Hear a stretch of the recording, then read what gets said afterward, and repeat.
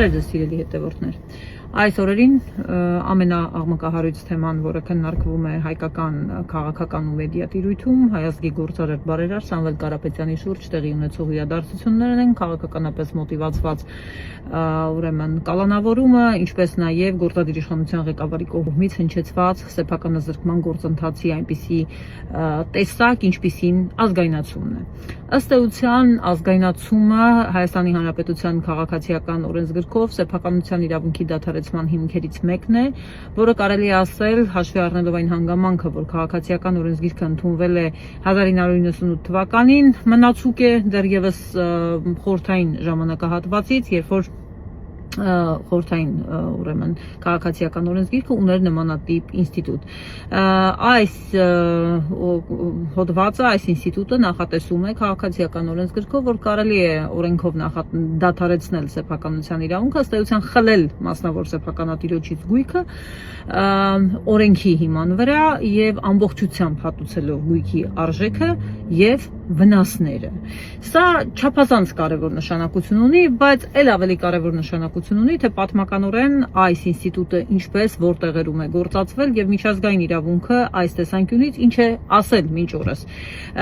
Ամենապարզ անգամ պատմությունը, եթե ձեզ կհետաքրքրի, կարող եք տեսնել, որ ազգայնացման ինստիտուտը առավել հաճախ օգտագործվել է բնականաբար խորհրդային ժամանակահատվածում բոլշևիկների կողմից, որպես հեղափոխական, այսպես ասենք, ինստիտուտ, օգտագործվել է Ֆրանսիայում հետ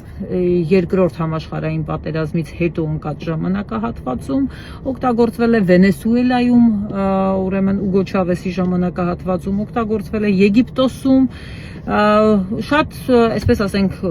էքստրաորդինար բացառիկ հանգամանքներում բացառիկ դեպքեր են, որոնք այս ինստիտուտը կարելի է համարել, որ կիրառվել է,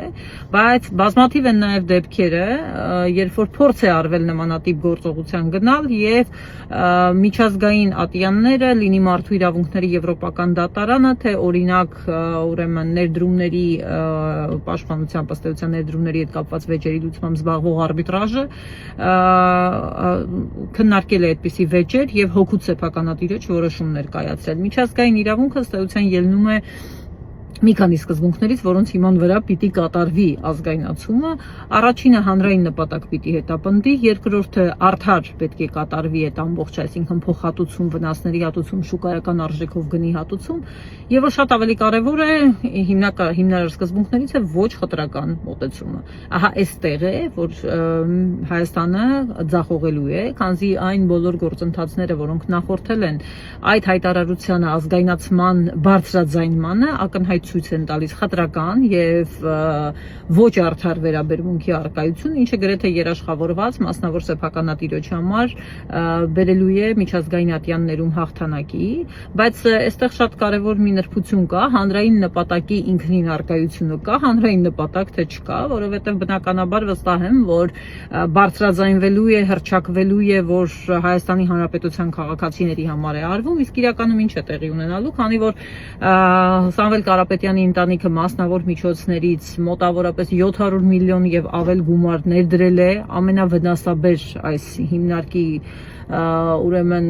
գործունեությունը բարելավելու համար, դեռ առաջիկա տարիների ընթացքում ես տեսանյութ ունեի դեպ բացարձակ անկախ օրեր առաջ նկարած, որ 2 տարվա ընթացքում շուրջ 300 միլիոն դոլարի ներդրում եւս պետք է կատարվեր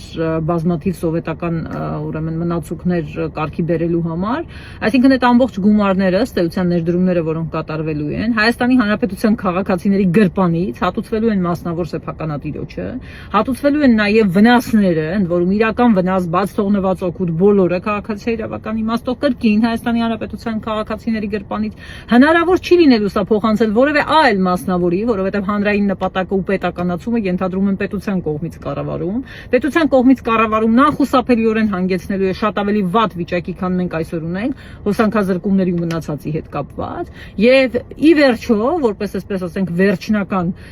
արդյունք ստացվելու է այնպես, որ հետ է վերադարձվելու սեփականատիրոջը այդ գույքը, որովհետև բոլոր սկզբունքները միջազգային խախտված են լինելու։